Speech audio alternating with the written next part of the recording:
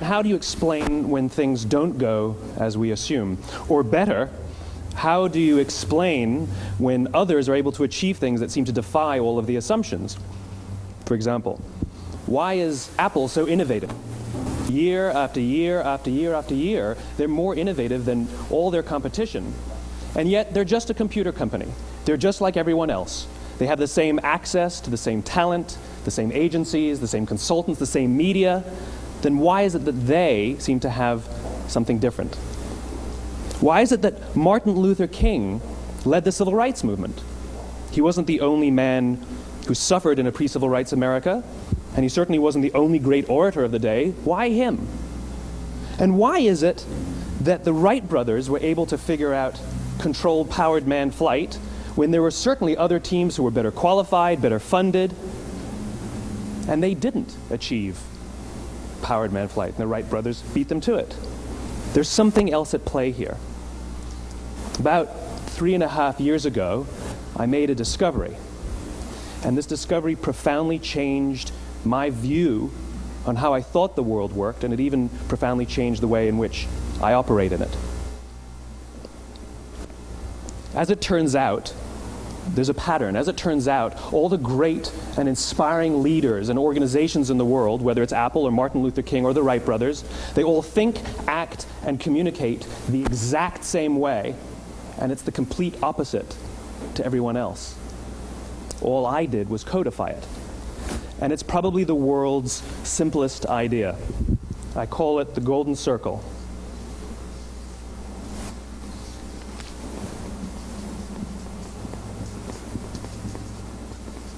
Why, how, what?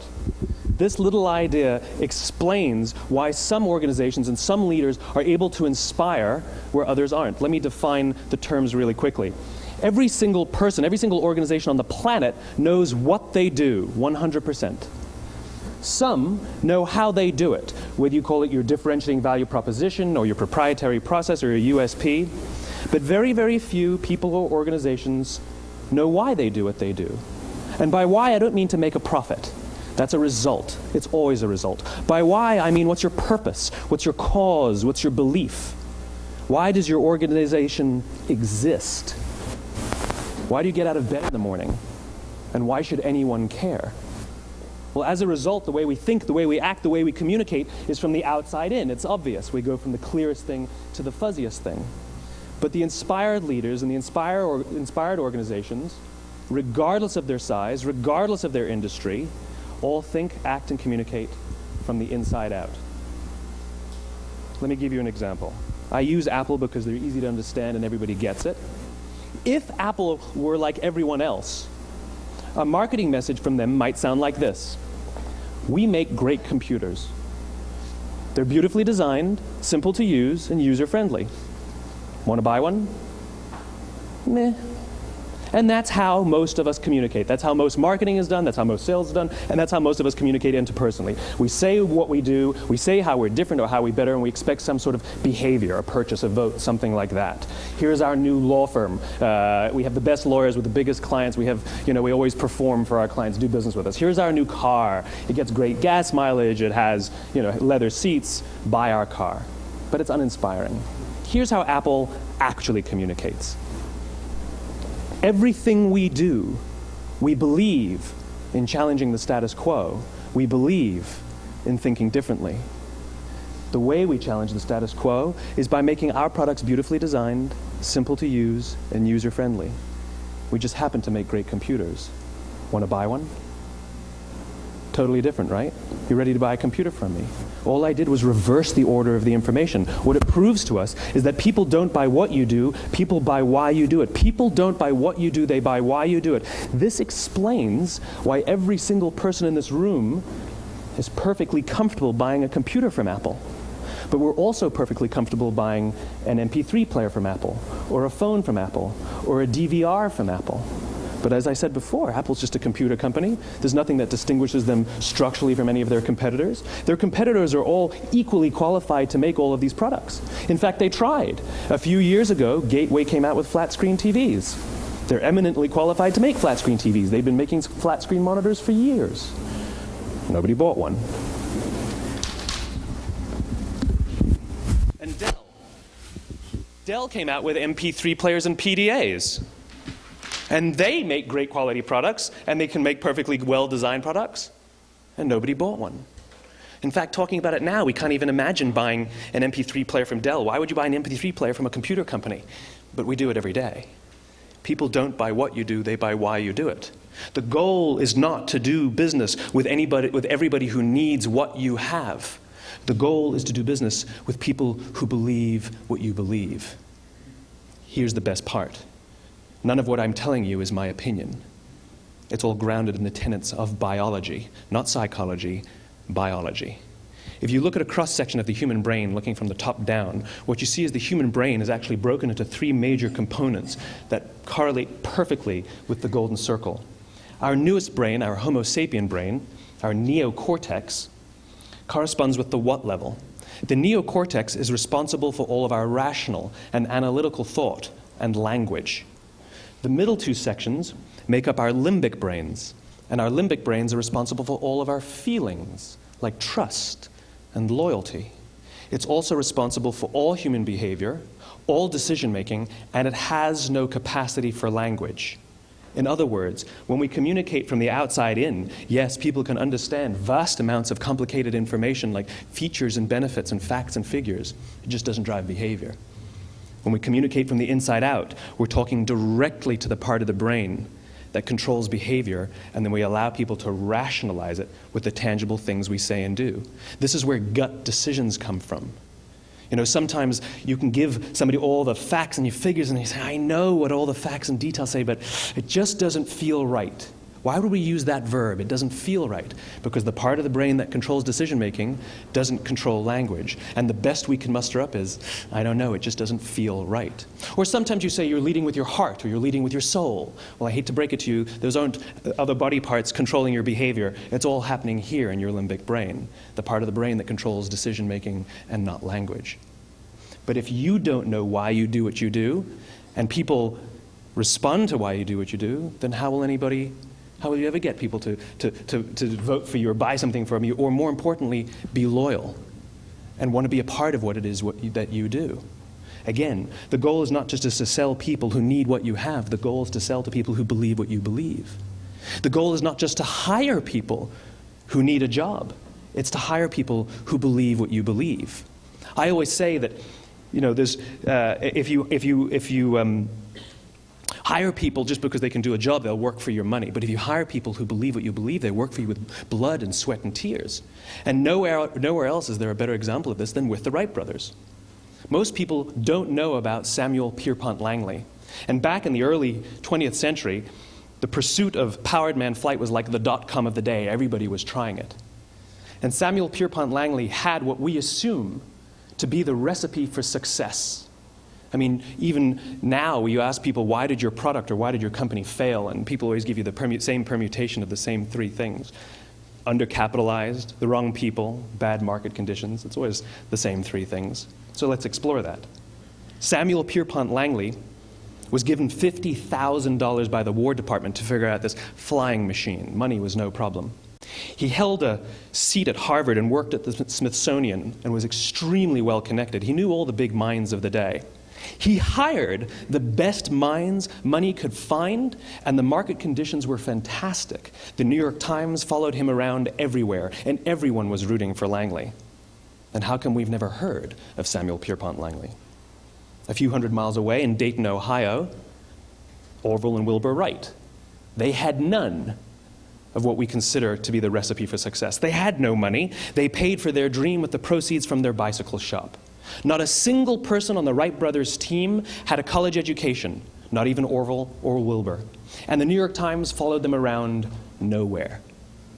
The difference was Orville and Wilbur were driven by a cause, by a purpose, by a belief. They believed that if they could figure out this flying machine, it'll change the course of the world.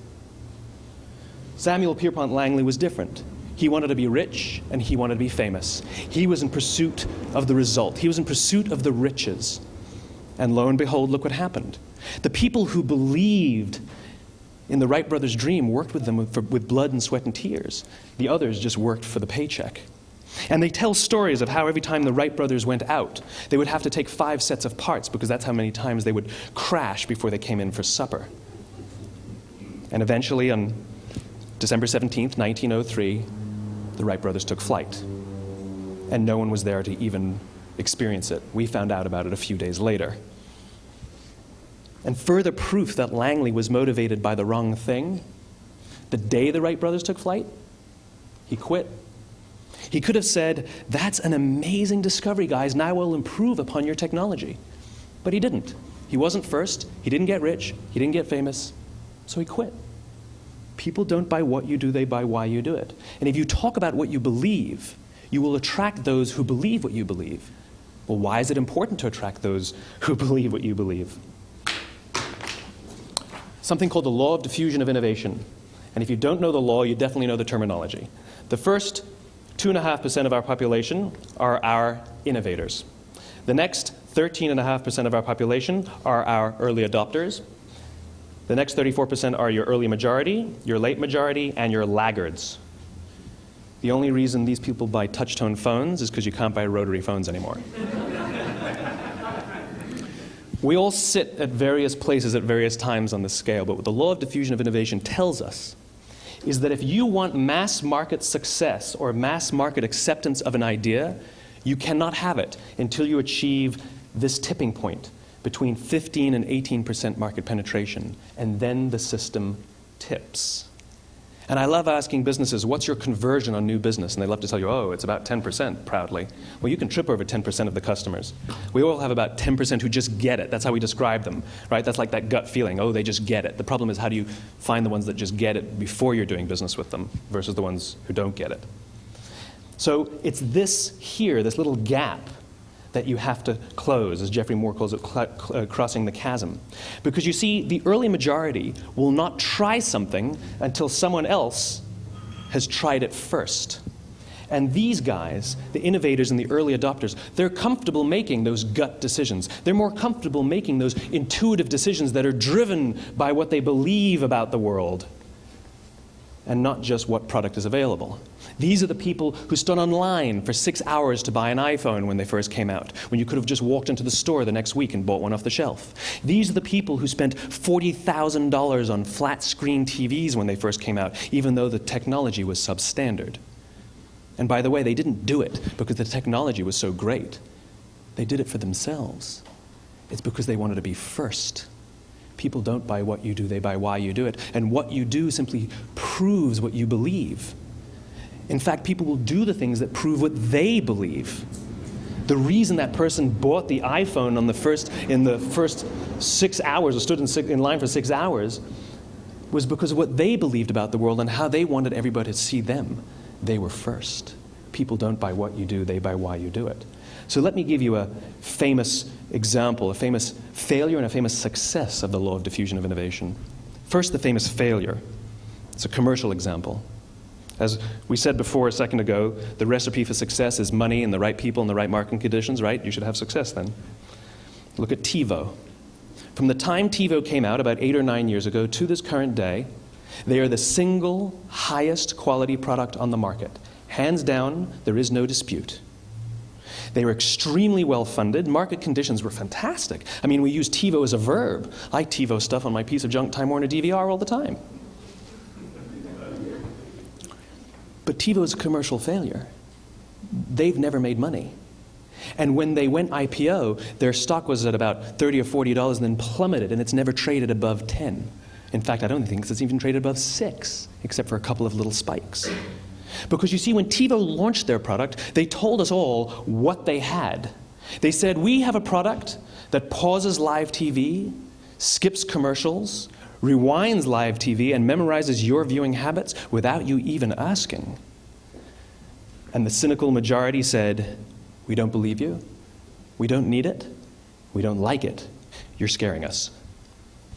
What if they had said, if you're the kind of person who likes to have total control over every aspect of your life, boy, do we have a product for you. It pauses live TV, skips commercials, memorizes your viewing habits, etc., etc.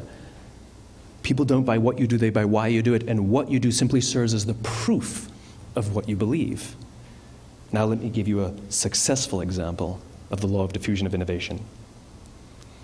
In the summer of 1963, 250,000 people showed up on the Mall in Washington to hear Dr. King speak. They sent out no invitations, and there was no website to check the date. How do you do that? Well, Dr. King wasn't the only man in America who was a great orator. He wasn't the only man in America who suffered in a pre-civil rights America. In fact, some of his ideas were bad. But he had a gift. He didn't go around telling people what needed to change in America. He went around and told people what he believed. I believe, I believe, I believe, he told people. And people who believed what he believed took his cause and they made it their own, and they told people. And some of those people created structures to get the word out to even more people. And lo and behold, 250,000 people showed up on the right day, on the right time to hear him speak. How many of them showed up for him? 0. They showed up for themselves. It's what they believed about America that got them to travel on a bus for 8 hours to stand in the sun in Washington in the middle of August. It's what they believed, and it wasn't about black versus white. 25% of the audience was white. Dr. King believed that there are 2 types of laws in this world, those that are made by a higher authority and those that are made by man. And not until all the laws that are made by man are consistent with the laws that are made by the higher authority will we live in a just world. It just so happens that the civil rights movement was the perfect thing to help him bring his cause to life. We followed him not for him, but for ourselves. And by the way, he gave the I have a dream speech, not the I have a plan speech. Listen to politicians now with their comprehensive 12-point plans. They're not inspiring anybody. Because there are leaders and there are those who lead. Leaders hold a position of power or authority, but those who lead inspire us. Whether they're individuals or organizations, we follow those who lead not because we have to, but because we want to. We follow those who lead not for them, but for ourselves. And it's those who start with why that have the ability to inspire those around them or find others who inspire them. Thank you very much.